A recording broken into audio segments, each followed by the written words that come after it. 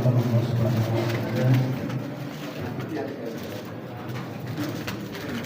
Mari kita sama-sama panjatkan puji syukur kepada Allah atas segala limpahan karunia-Nya kepada kita sekalian, juga nikmat yang tak terhingga, terutama nikmat iman dan Islam, nikmat sehat walafiat, dan juga nikmat kita masih diberi umur panjang. Semoga dengan begitu banyak karunia dan nikmat yang telah kita terima ini, semoga kita termasuk hamba yang pandai bersyukur. Amin. Salawat dan salam semoga selalu tercurahkan kepada junjungan kita Nabi Muhammad sallallahu alaihi wasallam, juga kepada keluarganya, para sahabatnya, dan para pengikutnya yang setia menjalankan risalah kenabian dari baginda Nabi Muhammad sallallahu alaihi wasallam. Hadirin jamaah sekalian, bersyukur kita bisa datang kembali pada kajian hasil ini. Alhamdulillah, yang akan memberikan materi kajian yaitu Bapak Ustaz Yusuf Syah yang akan mengkaji tafsir Al-Baqarah ayat 30 sampai 31. Begitu, mari sama-sama kita buka kajian ini dengan sama-sama membacakan basmalah. Bismillahirrahmanirrahim. Kita buka dalam Yusuf, kita silakan. Terima kasih banyak. Bismillahirrahmanirrahim. Assalamualaikum warahmatullahi wabarakatuh.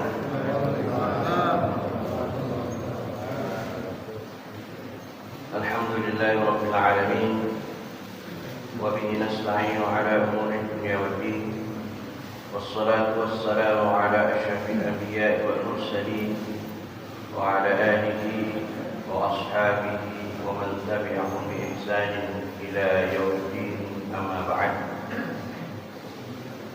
Rabbi shrah li sadri wa yassir li amri wahlul 'uqdatam min lisani yafqahu qawli. Yang saya hormati para sesepuh, bini sepuh, para asatidz, para bapak ibu, hadirin wal hadirat yang dimuliakan Allah Subhanahu wa taala. Alhamdulillah, di kesempatan yang penuh berkah ini Allah Subhanahu wa taala senantiasa mencurahkan rahmat hidayah kepada kita, sehingga dengan keimanan dan ketakwaan kita bisa melaksanakan kewajiban kita sholat subuh berjamaah di masjid yang kita cintai ini, dan kita lanjutkan dengan rutinitas saat pagi di masjid kita yang dimuliakan dan diberkahi insyaallah. Salawat dan salam tak lupa kita kirimkan kepada baginda Rasulullah sallallahu alaihi wasallam, qudwah hasanah kita, contoh teladan kita dalam kehidupan kita sehari-hari, baik dalam muamalah kita maupun khusus kepada ubudiyah kita kepada Allah Subhanahu wa taala. Beliau adalah contoh tauladan kita yang wajib kita ikuti, karena dengan taatnya kita kepada Allah, maka kita juga memiliki kewajiban taat kepada Rasulullah sallallahu alaihi wasallam. Hadirin dan hadirat yang dimuliakan Allah, pada kesempatan ini kita lanjutkan tadabbur ayat kita dalam surah Al-Baqarah ayat yang ke-30 dan seterusnya. Allah Subhanahu wa taala berfirman, A'udzu billahi minasyaitonir rajim. Bismillahirrahmanirrahim. Wa in qala rabbuka lil malaikati inni ja'ilun fil ardi khalifah qalu أتجعل فيها من يفسد فيها ويسفك الدماء ونحن نسبح بحمدك ونقدس لك قال إني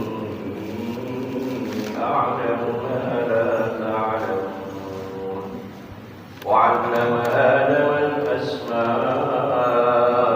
كلها ثم عرضهم على الملائكة فقال أنبئوني بأسماء هؤلاء أنبئوني بأسماء هؤلاء إن كنتم صادقين قالوا سبحانك لا علم لنا إلا ما علمتنا إنك أنت العليم الحكيم وإذ قال ربك للملائكة إني جاعل في الأرض خليفة. Dan ingatlah ketika Tuhanmu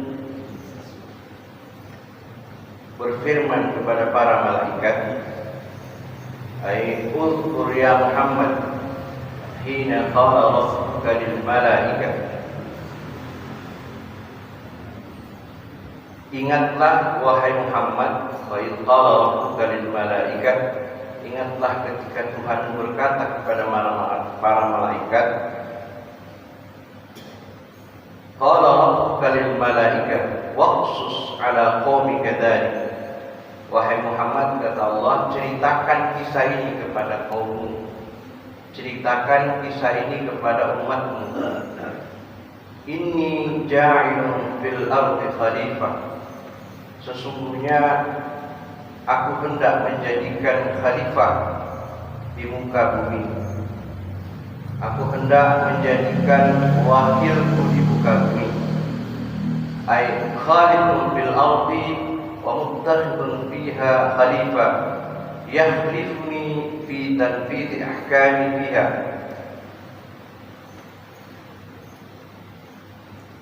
Aku akan menciptakan di muka bumi dan menjadikan di dalamnya khalifah. Yakhlifuni, yang menggantikanku, mewakilkanku fi tanfidhi ahkami, di dalam menegakkan hukum-hukumku. Wa huwa Adam, dan orang itu adalah Adam. Au qauman yakhlifu ba'duhum ba'dhan, atau sekelompok kaum, sekelompok anak cucu Adam yang saling mewakilkan antara satu dengan yang lainnya, qarnan ba'da qarni, dari satu masa ke masa yang lain, wajilan ba'da jilin, dari satu generasi ke generasi yang lain. Jadi kalau kita melihat dari sejak Nabi Allah Adam alaihissalam diciptakan, Allah selalu mengutus Nabi dan Rasul yang menjadi wakil Allah di muka bumi. Dan yang terakhir adalah diutusnya Rasulullah SAW juga sebagai pembawa atau wakil Allah untuk menyampaikan kepada kita tentang syariat Allah dan Rasul ini. Lalu kemudian setelah Rasulullah SAW wafat, Rasulullah digantikan oleh sahabat-sahabatnya yang kemudian menjadi khalifah yang ditunjuk oleh para sahabat dan terus bergulir sampai kemudian hari ini. Perubahan itu terus ada. Qalu ataj'al fiha may yufsidu fiha. Kemudian para malaikat bertanya kepada Allah. Ini bukan penentangan sebenarnya, lebih bertanya kepada Allah, karena dalam satu riwayat sebelum manusia itu diciptakan, Allah sudah menciptakan bangsa jin sebelumnya. Dan bangsa jin ini ketika ditunjuk menjadi khalifah di muka bumi, mereka melakukan perusakan, peperangan dan pertumpahan darah. Maka kejadian itu menjadi perbandingan di tengah-tengah kepala malaikat, lalu bertanya kepada Allah, ataj'al fiha may yufsidu fiha wa yasfiku dima? Apakah engkau akan menciptakan makhluk atau khalifah di muka bumi yang akan merusak di dalamnya dan menumpahkan darah. Ay qalu ala sabil ta'ajjub wal isti'lam. Jadi para malaikat ini bertanya dengan keheranan dan kepingin tahuan dengan para malaikat, kenapa Allah mesti menciptakan kembali khalifah di muka bumi, padahal khalifah sebelumnya yang diutus oleh Allah sudah melakukan pengrusakan yang luar biasa. Kaifa tastakhlifu haula? Bagaimana engkau kemudian menjadikan mereka wakilmu di muka bumi? Wa fihim may yufsidu fil ardi bil ma'asi. Sementara di antara mereka, bukan semuanya, di antara mereka ada yang melakukan pengrusakan di muka bumi dengan kedurhakaan kepadamu. Wa yasfiku dima ay yaribud dima bil batil. Mereka juga menumpahkan darah dengan cara-cara yang zalim. Jadi jauh sebelum Nabi Adam alaihissalam diciptakan, malaikat sebenarnya sudah paham apa yang akan terjadi di muka bumi. Mereka dengan ayat ini memberikan penjelasan kepada kita bahwa sesungguhnya malaikat menginginkan kedamaian. Dengan diciptakannya Nabi Adam alaihissalam ini menjadi pertanyaan, menjadi sebuah keajaiban bagi mereka, sehingga bertanya kepada Allah, kenapa mesti harus menciptakan khalifah di muka bumi sebagai penggantimu dalam menegakkan hukum-hukum di muka bumi? Walaupun sebenarnya dalam penegakan hukum ini atau khalifah ini tidak semua kita kemudian ditunjuk menjadi pemimpin, karena orang-orang yang melakukan kedurhakaan itu tidak termasuk orang yang diamanai kekhalifahan, karena kekhalifahan itu diberikan kepada orang-orang yang memiliki ketaatan dan keimanan kepada Allah Subhanahu wa taala. Karena itu, maka dalam sebuah hadis Rasulullah menyampaikan kepada kita bahwa di setiap 100 tahun itu Allah akan utus seseorang yang menjadi pembaharu. Yang dimaksud dengan pembaharu di sini adalah orang yang memberikan penjelasan kepada kita tentang hukum-hukum Allah, dan itu hanya berlaku dari sejak Rasulullah SAW diutus sampai kiamat datang. Dalam sebuah hadis juga dijelaskan oleh Rasulullah SAW bahwa kekhalifahan ala minhajin nubuwah itu berlaku 30 tahun.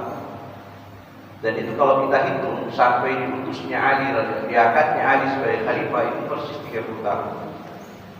Dan itu kekhalifahan yang dalam penjelasan Rasulullah al-khilafah ala minhajin nubuwah, bahwa kekhalifahan yang sesuai dengan manhaj kenabian itu sampai kepada kekhalifahan Ali bin Abi Thalib. Walaupun memang saat itu banyak sekali terjadi fitnah dari sejak kekhalifahan Amirul Mukminin Abu Bakar As-Siddiq, bagaimana beliau memerangi murtadin, orang-orang yang murtad terhadap ajaran Allah. Bagaimana beliau selepas Rasulullah meninggal, belum lama Rasulullah meninggal, harus memerangi nabi palsu dan bala tentaranya serta para murtadin yang kemudian bersama dengan para nabi-nabi palsu tersebut. Jadi perjuangan para khalifah ini tidak kemudian serta-merta setelah Rasulullah SAW meninggal mereka hidup seperti amannya ketika Rasulullah masih berada di tengah-tengah mereka. Hadir Rasulullah pun beberapa kali peperangan itu terjadi, dan itu berlanjut terus di zaman Umar bin Khattab, kemudian Utsman bin Affan, sampai kepada Khalifah Amirul Mukminin Ali bin Abi Thalib. Kemudian kata Nabi SAW akan muncul selanjutnya tidak lagi bentuk kekhalifahan, tetapi dalam bentuk kerajaan. Dan selanjutnya akan muncul lagi bentuk kerajaan yang lain yang zalim kepada umat ini. Dan yang terakhir kata Nabi, di akhir zaman nanti akan datang masa di mana kekhalifahan itu akan kembali ala minhaj nubuwah, atas manhaj kenabian. Ini yang jadi perdebatan di kalangan teman-teman kita akhir-akhir ini. Akankah nanti muncul kekhalifahan atau pemerintahan yang dikategorikan minhaj ala minhaj nubuwah? Hadis ini sahih. Hadis ini jelas disampaikan oleh Rasulullah SAW. Tapi kalau kita melihat beberapa hadis-hadis yang lain tentang peristiwa-peristiwa yang terjadi di akhir zaman, kemungkinan itu sangat mungkin terjadi. Dan itu apa yang disampaikan Rasulullah tidak pernah salah. Jika hari ini terjadi apa yang terjadi dengan saudara-saudara kita di Palestina, bahkan dalam sebuah hadis juga mereka akan melanjutkan penghancuran mereka ke negeri Arab yang lain. Apakah ini termasuk yang dikategorikan kesempatan kedua bagi orang-orang Yahudi untuk menguasai negeri Arab, atau kita nggak tahu. Yang jelas bahwa kejadian yang terjadi hari ini akan berentetan dengan hadirnya Imam Mahdi, akan berentetan dengan hadirnya Isa bin Maryam, dan seterusnya. Sehingga para ulama mengatakan bahwa al-khilafah ala minhaj nubuwah itu akan terjadi ketika nanti Imam Mahdi dilantik oleh Allah, oleh orang-orang dan pengikutnya. Yang dilantik nanti di Masjidil Haram hanya sejumlah 313 orang sesuai dengan jumlahnya pasukan Badar. Artinya saat itu ada peristiwa besar yang terjadi sehingga orang tidak bisa masuk ke kota Mekah dan Madinah. Nah, peristiwa besar itu apa kita nggak tahu. Apakah kesempatan kedua bagi orang-orang Bani Israel atau orang-orang Israel atau orang-orang Yahudi yang kemudian bisa masuk ke negeri Arab, lalu kemudian kita tidak bisa masuk ke dalam, hanya orang-orang tertentu saja yang bisa masuk ke dalam, sehingga jumlah orang yang melantik atau membaiat Imam Mahdi hanya sejumlah 313 orang saja. Yang kemudian setelah pelantikan itu, Imam Mahdi dan para pasukannya menuju ke negeri Syam, menuju ke Palestina untuk mencari Dajjal. Peristiwa ini berentetan terus, dan ini tidak terputus sampai turunnya Nabi Isa alaihissalam, yang kemudian nanti beliaulah yang akan membunuh Dajjal. Dalam satu riwayat, Rasulullah SAW menyampaikan kepada kita bahwa ketika Nabi Isa nanti turun, beliau akan hidup di muka bumi ini selama 40 tahun. Dalam riwayat yang lain ada yang mengatakan bahwa Nabi Isa alaihissalam setelah nanti diturunkan dari langit, beliau hanya hidup sekitar 7 tahun. Apa perbedaan dua hadis ini? Satu hadis mengatakan sab'a sanawat, hadis yang lain mengatakan arba'ina sana. Ada yang mengatakan 7 tahun, ada yang mengatakan 40 tahun. Ulama memberikan atau menengahi persoalan ini bahwa bisa jadi yang dimaksud oleh Rasulullah SAW arba'ina sana, karena ketika Nabi Isa alaihissalam diangkat ke langit oleh Allah, usianya 33 tahun. Ketika diturunkan Allah kembali ke muka bumi ini, Nabi Isa alaihissalam diperkirakan hidup sekitar 7 sampai 8 tahun. Ini satu pendapat. Pendapat yang kedua mengatakan bahwa Nabi Isa setelah diangkat ke langit dan diturunkan ke bumi, beliau akan hidup kurang lebih sekitar 40 tahun. Kenapa? Karena Nabi Isa tidak saja ditugasi untuk membunuh Dajjal, Al-Masih Dajjal, tapi Nabi Isa juga akan menghadapi pasukan yang kita kenal dengan Ya'juj wa Ma'juj. Pasukan yang nanti akan keluar dari satu tembok yang dibangun oleh Zulkarnain. Kita bisa lihat di dalam surah Al-Kahfi, itu penjelasannya kalau tidak salah di ayat 31 dan seterusnya. Ketika Zulkarnain sampai kepada satu negeri, ketika dia meninggalkan negeri Mesir, datang ke sebuah lembah di mana dua tempat itu diapit oleh dua gunung besar, dan penduduknya datang kepada Zulkarnain, meminta kepada Zulkarnain, ya Zulkarnain, bangunkan kami satu pembatas yang bisa menjauhkan kami dari kekejaman Ya'juj wa Ma'juj. Allah alam bisawab posisinya di mana tempat itu. Kalau kata Nabi ditanya, bagaimana kondisi tempat itu? Kata Nabi, Ya'juj wa Ma'juj atau lubang tembok itu sekarang sudah berlubang sebesar, Nabi menyambungkan telunjuknya dan ibu jarinya. Sudah berlubang sebesar ini, kata Nabi. Itu di zaman Nabi, sekarang sudah seperti apa kita nggak tahu. Artinya waktu itu makin dekat. Tugas Nabi Isa alaihissalam juga nanti menghadapi pasukan Ya'juj wa Ma'juj yang sadisnya luar biasa. Bahkan ada ulama yang mengatakan nanti pasukan Ya'juj wa Ma'juj itu perbandingan dengan manusia yang ada saat itu 1:99. Satu manusia, pasukan Ya'juj wa Ma'juj 99 orang. Jadi kita bisa bayangkan bagaimana banyaknya pasukan Ya'juj wa Ma'juj yang ketika keluar dari tembok itu menyerang seluruh penjuru dunia. Bahkan ketika sampai di sekitar Sungai Tigris, dia meminum airnya, pasukan itu meminum air itu habis semuanya. Begitu banyaknya jumlah pasukan Ya'juj wa Ma'juj.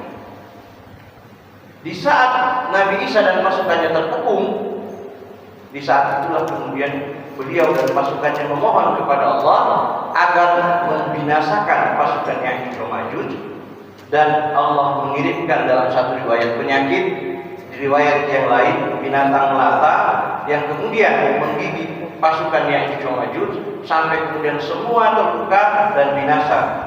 Bukan dengan peperangan, tapi pasukan Allah dari makhluk yang kecil.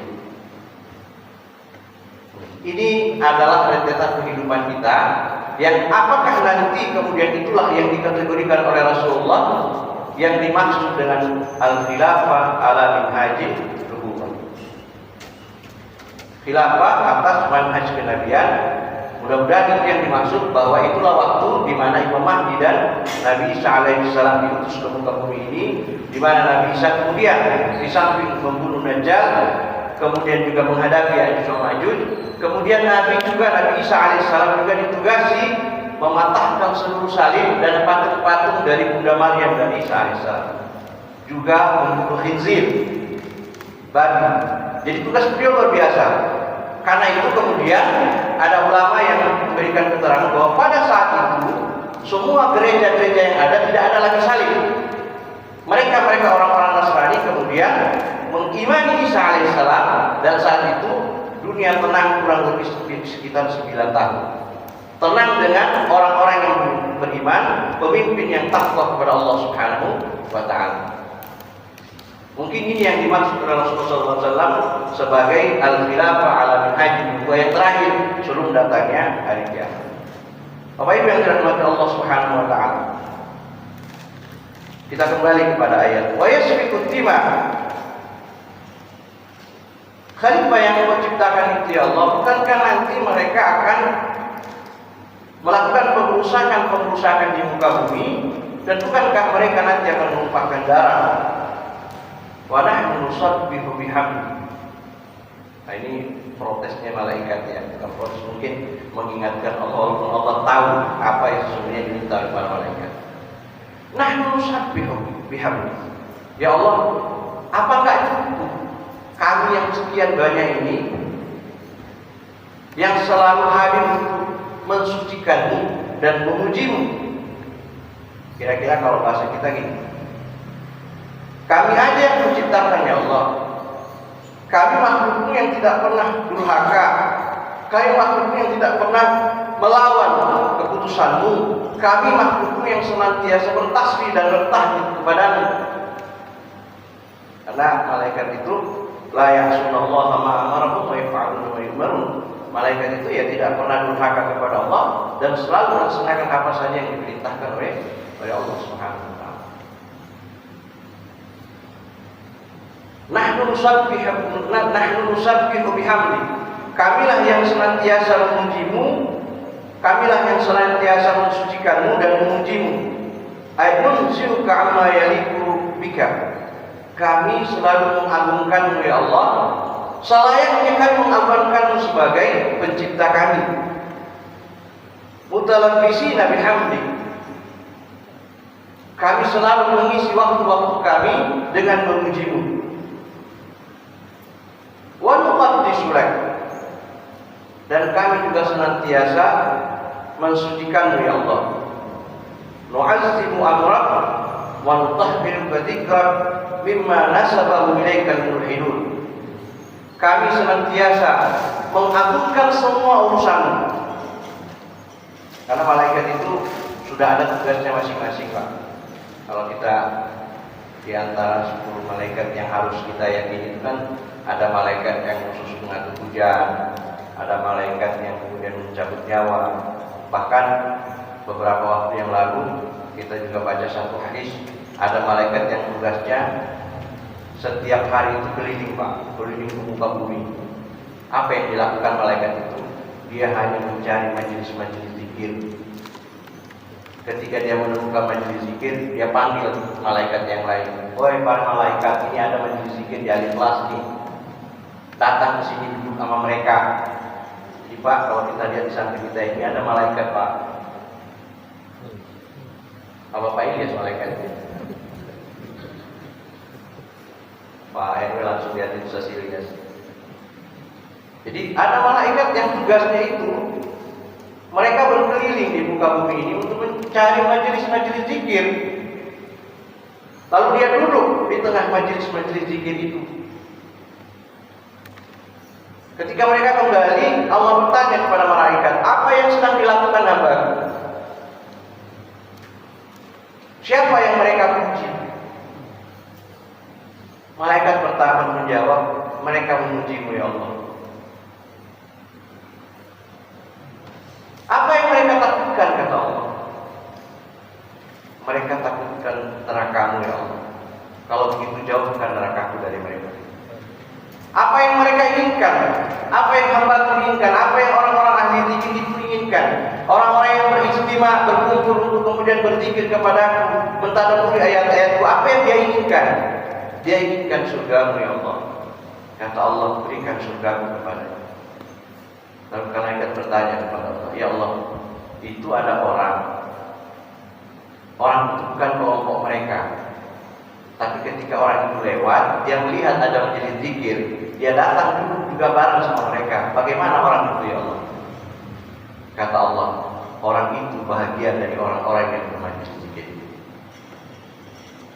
Jadi Bapak Ibu, kalau Ibu lagi kemana misalnya, lihat majelis zikir, majelis ilmu, ada waktu, ikut duduk Pak, ikut duduk Bu, karena itu ada keberkahan di situ, ada pengampunan Allah di situ. Jadi ada kegiatan-kegiatan kita, amal-amal kita yang tidak perlu kita beristighfar, Allah ampuni dosa kita, termasuk bermajelis zikir. Pertanyaan malaikat yang kedua, ya Allah, bagaimana dengan hamba-Mu yang ketika majelis zikir dia hadir, dia tetap duduk di situ, dia makin mendekat kepada majelis zikir. Tapi ada yang lain, ketika majelis zikir itu ada, dia bersembunyi atau bahkan pulang meninggalkan majelis zikir itu. Apa kata Allah? Yang mendekat itu akan aku dekati, yang menjauh itu akan aku jauhi.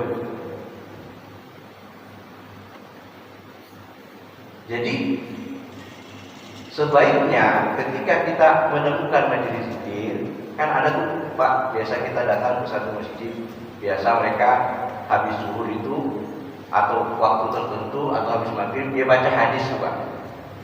Ya, Riyadhus Shalihin itu rata-rata bisa Riyadhus Shalihin. Baca 1-2 hadis. Pak, tungguin dulu itu, dengerin hadisnya.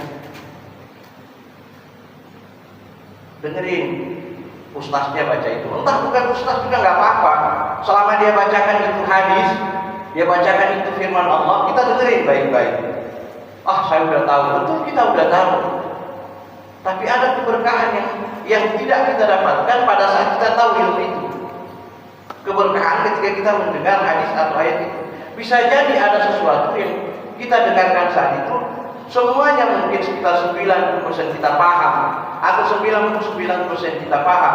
Tapi ada 1% yang belum kita dengar, dan itu menjadi ilmu buat kita. Jadi ada juga yang perlu kita perhatikan, jangan pernah merendahkan orang lain dengan ilmu kita. Ini juga banyak yang terjadi. Itu si ustaz itu doang yang ceramah, ilmunya nggak seberapa. Saya punya kiai hebat, tinggalin.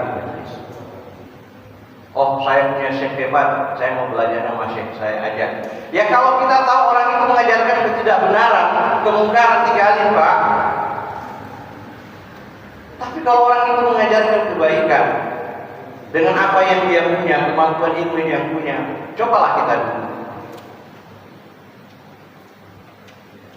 Saya pernah cerita ketika suatu waktu datang ke majelis taklim, nggak jauh dari sini. Saya nggak usah sebut teman-teman kita waktu itu, saya berapa orang datang hadir di satu majelis itu. Kita berangkat subuh Pak, kita subuh di tempat itu. Sampai di sana, ternyata ustaz yang mau ceramah itu berhalangan karena jam 3 subuh beliau harus keluar kota, ada sesuatu yang urgent sehingga beliau tidak bisa mengajar pagi itu. Akhirnya ustaz itu meminta anaknya yang masih muda,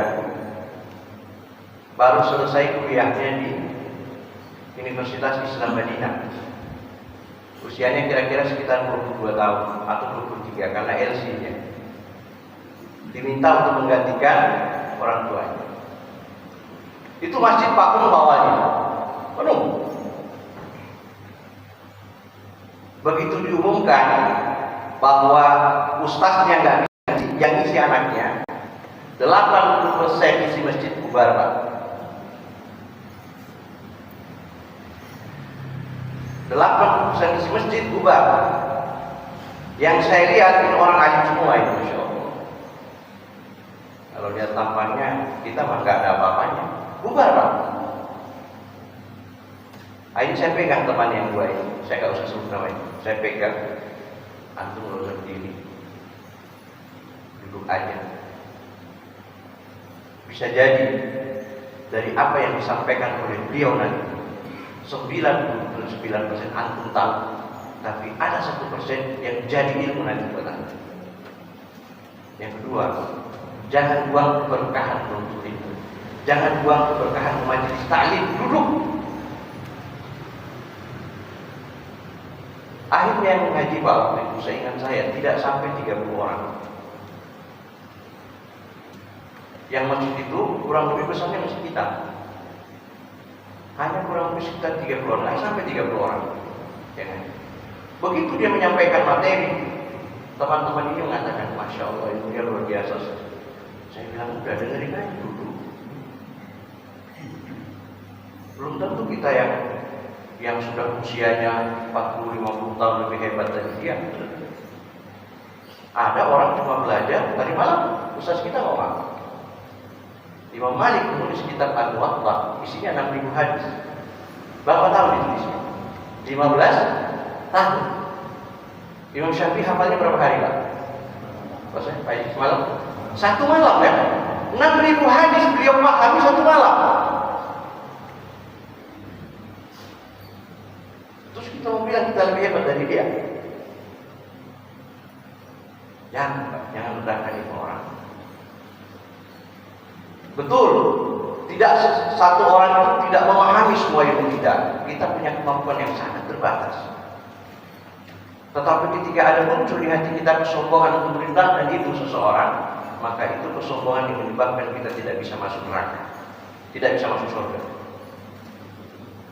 Jadi sombong itu bukan sombong dengan harta saja. Sombong dengan ibadah juga bisa menyebabkan kita masuk neraka. Karena kata sombong itu dalam hadis itu menggunakan kalimat nakirah. Apa itu nakirah? Sifatnya umum. La yadkhulul jannata man kana fi qalbi dzarratun minal kibar. Tidak masuk surga orang yang ada dalam masjid kesombongan. Kesombongan apa? Kesombongan dengan ilmu yang merendahkan orang lain. Seakan-akan dia lebih tahu daripada orang lain sehingga kita dianggap bodoh semuanya. Sombong dengan hartanya, sombong dengan kedudukannya. Yang lebih parah sombong dengan ibadahnya. Apaan dia ahli maksiat? Gua ahli masjid. Jadi sifat sombong ini harus kita buang jauh-jauh. Termasuk salah satunya duduk di majelis zikir. Bapak Ibu yang dirahmati Allah Subhanahu wa taala. Kemudian Allah menjawab protes malaikat. Inni a'lamu ma la ta'lamun. Wahai malaikatku, sesungguhnya aku lebih tahu apa yang kalian tidak tahu. Kalau udah bahasa begini, malaikat tidak bisa ngomong apa-apa. Allah Maha tahu atas segala sesuatu. Sesungguhnya aku tahu apa yang kalian tidak ketahui. Ai a'lamu minal masalih ma huwa khafiyun 'alaikum. Aku tahu maslahat, manfaat, keutamaan aku ciptakan khalifah ini apa yang kalian tidak tahu. Apa yang tersembunyi dari kalian. Ada maslahat di situ. Ada kemuliaan di situ ketika Allah menciptakan khalifah di muka bumi. Wali hikmatun fil khalqi al khalifah la ta'lamunha. Ada hikmah di situ ketika aku menciptakan khalifah yang kalian tidak tahu tentang proses penciptaan.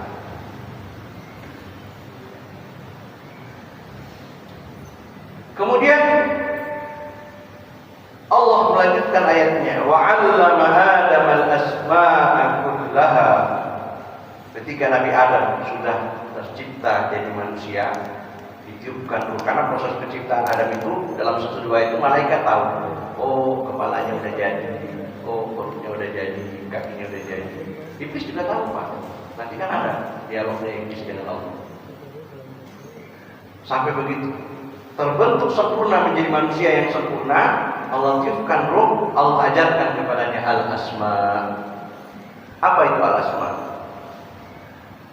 Para ulama tafsir memberikan penjelasan, al-asma itu adalah seluruh nama-nama benda dan makhluk yang ada di muka bumi diajarkan kepada Nabi Allah Adam alaihissalam.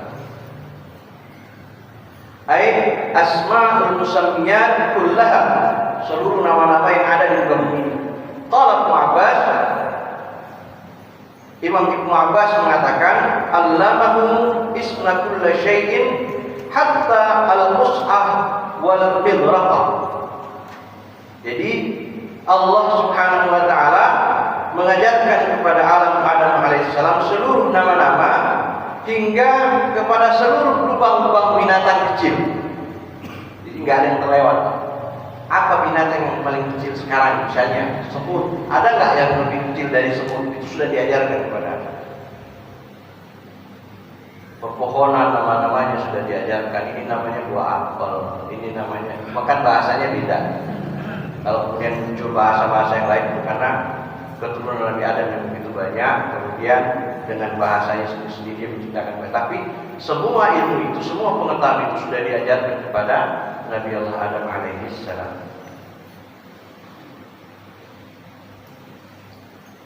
Tsumma 'aradahu 'ala al-malaikah. Kemudian Nabi Adam alaihissalam menyampaikan kepada malaikat, diperlihatkan kepada malaikat.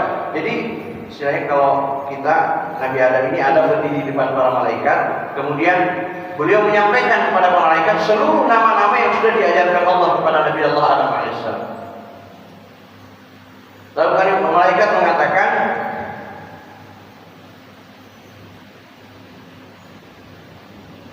faqala ambiuni.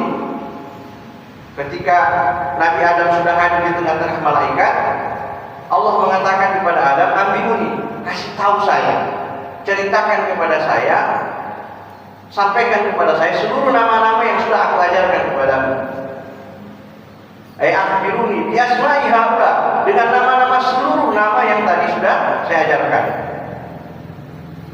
Ayat bi asma'i hadhil makhluqat allati tarawnaha. Nama-nama seluruh makhluk yang telah aku ciptakan yang kamu lihat. In kuntum shadiqin. Jika kamu wahai Adam, jika kamu wahai para malaikat menjadi orang-orang yang benar. Jadi Allah menantang kepada malaikat untuk menyampaikan ayat nama-nama itu. Tapi kemudian ada memberikan penjelasan itu kepada malaikat bahwa nama-nama itu sudah diketahui oleh Adam alaihissalam. Yang terakhir Allah sampaikan, Qam subhanaka la ilma lana illa ma 'allamtana innaka antal alimul hakim.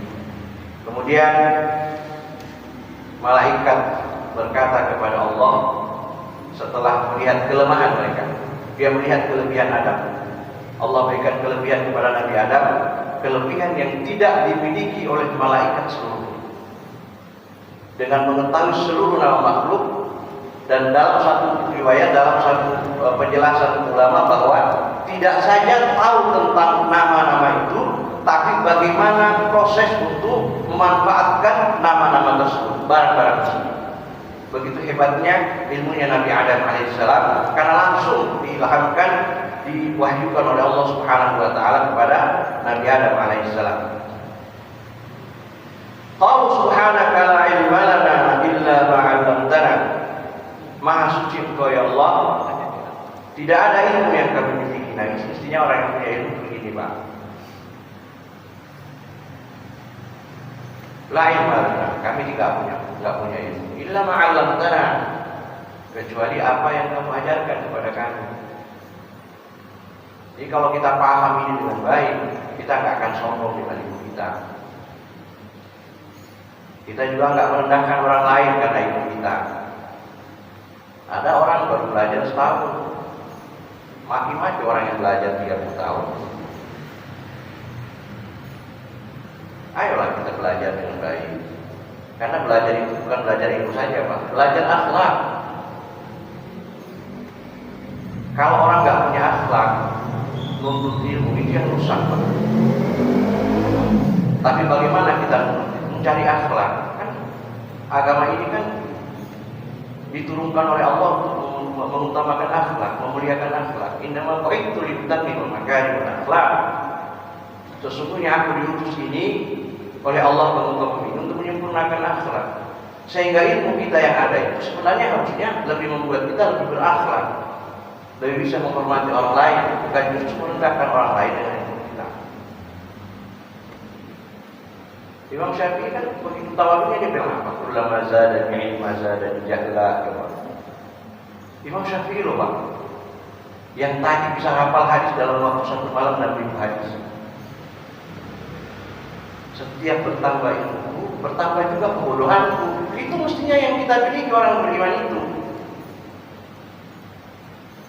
Bukan kita cuma satu hadis tahu, 3 hadis tahu, seakan-akan kita sudah tahu semuanya. Belajar, Pak, terus belajar. Karena kan utlubul ilma minal mahdi ilal lahad. Kata Nabi, tuntutlah ilmu itu dari sejak di air sampai ke liang lahat. Tidak ada putusnya kita belajar. Jadi kalau ada orang belajar cuma belajar 1-2 hadis sudah, bagi dia sudah cukup. Cukup, tapi jangan sampai dengan 3 hadis itu kita bisa merendahkan ilmu orang lain.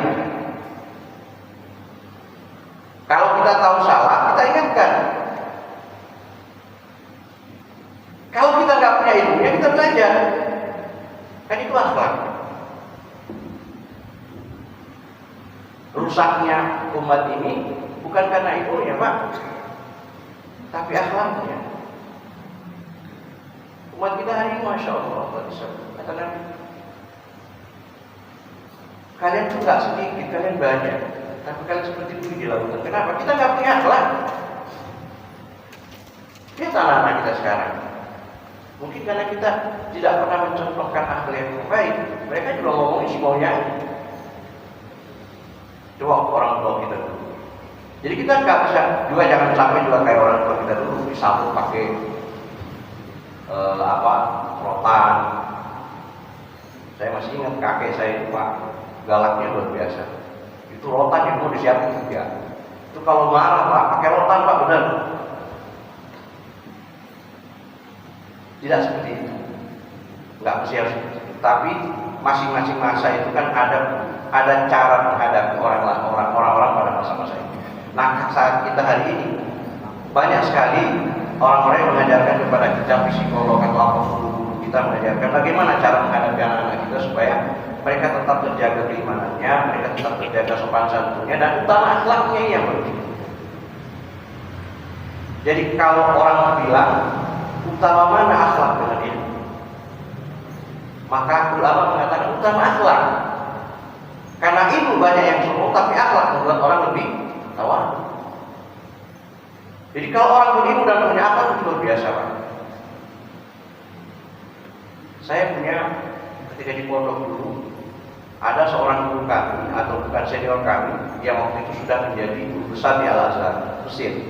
Saya pikir dia orang Arab, ternyata orang Indonesia. Pulang ke pondok, memang kurang lebih sekitar 20 tahun atau 30 tahun kalau nggak salah. Dia tinggal di Mesir sana. Dia pulang, jenguk gurunya, karena guru kami ini usianya waktu saya belajar sama beliau udah 102 tahun.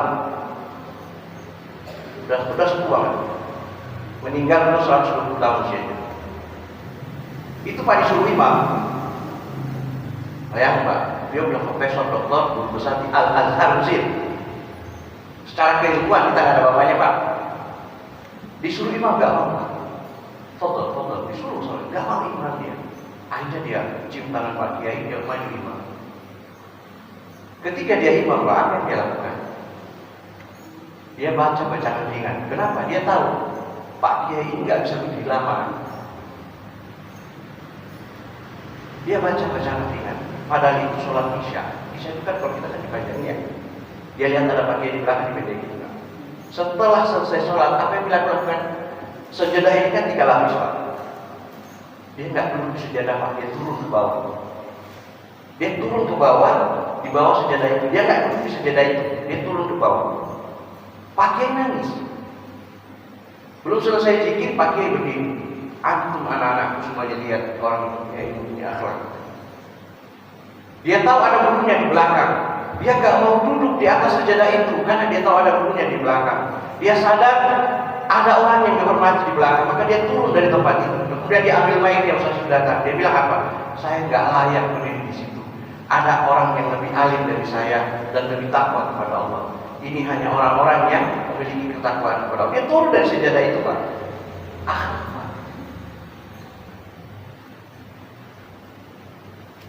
Dan hari ini kita sulit menemukan orang-orang itu.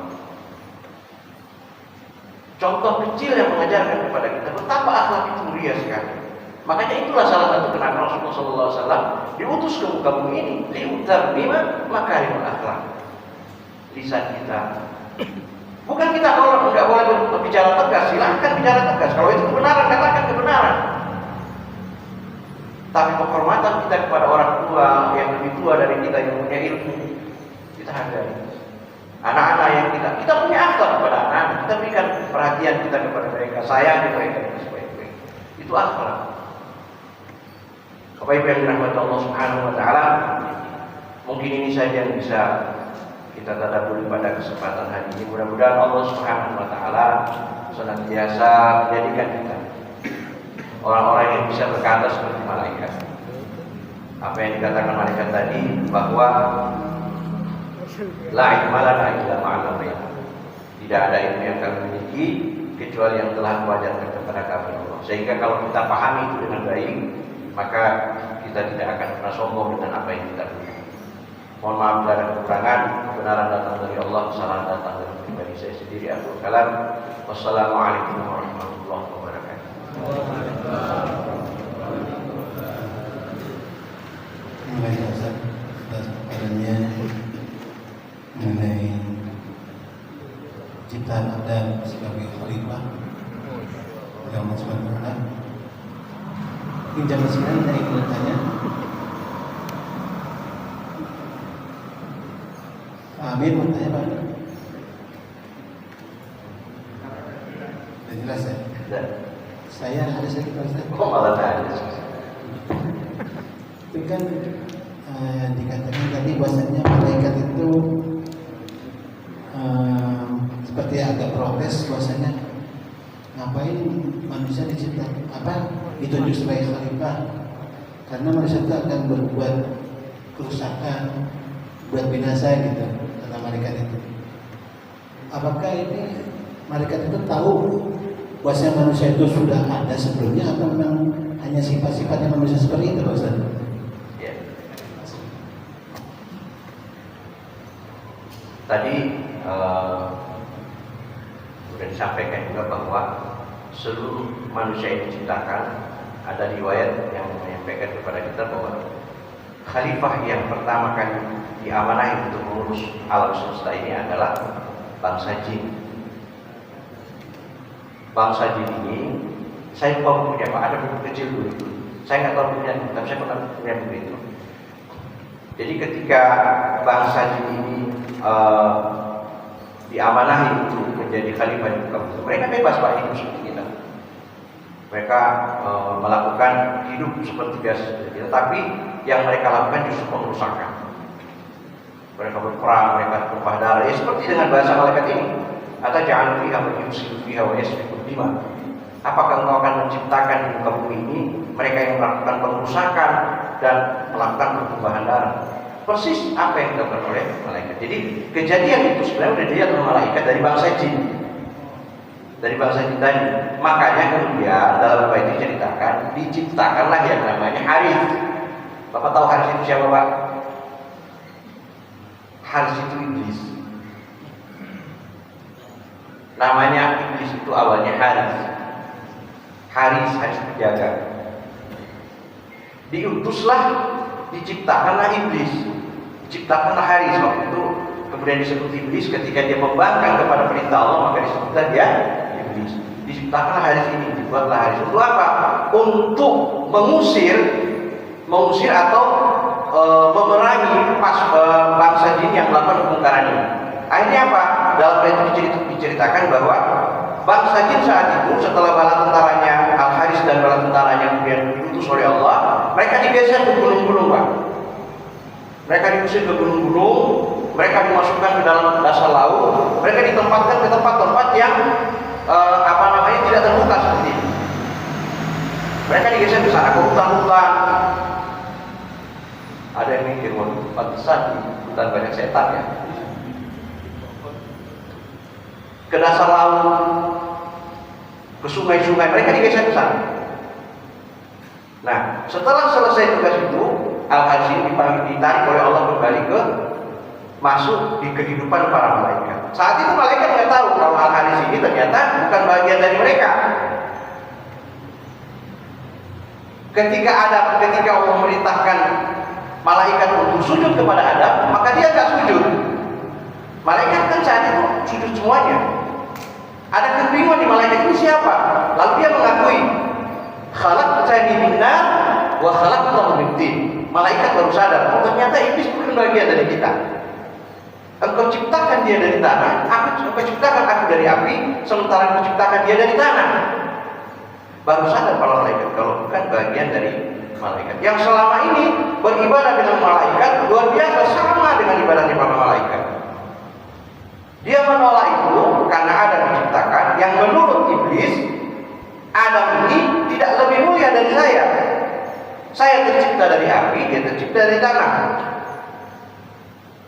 Nah, selesai tugasnya dia mengusir bangsa-bangsa ini yang melakukan kerusakan ini, ditariklah dia ke kalangan malaikat, baru Allah ciptakan khalifah selanjutnya dari itu manusia.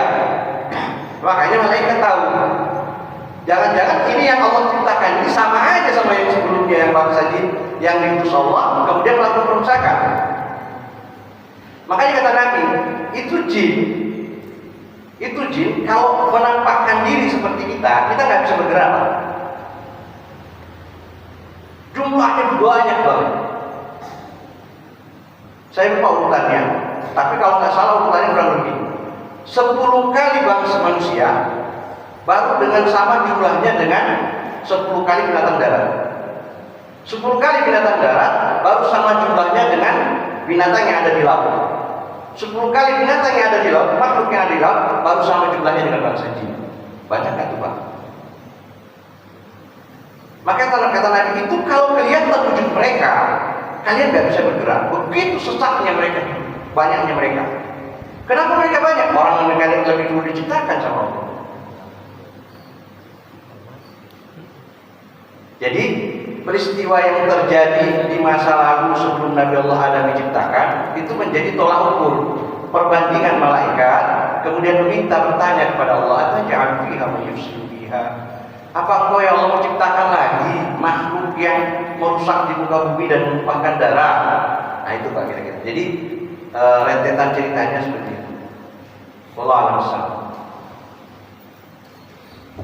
Baik, terima kasih Pak Ustaz atas penjelasannya. Ya Mas Filan, kalau masih ada yang bertanya sebelum kita tutup, rasanya cukup. Kalau gitu, terima kasih kepada Pak Ustaz atas paparannya dan pencerahan kepada kita semua, dan kepada jamaah juga ucap terima kasih telah mengikuti kegiatan-kegiatan di Masjid Al-Ikhlas. Mari sama-sama kita tutup saja dengan membacakan hamdalah dan doa majelis. Alhamdulillahirrahmanirrahim. Subhanallahumma wa bihamdika asyhadu an la ilaha illa anta astaghfiruka wa atubu ilaik. Billahi taufiq wal hidayah. Wassalamualaikum warahmatullahi wabarakatuh.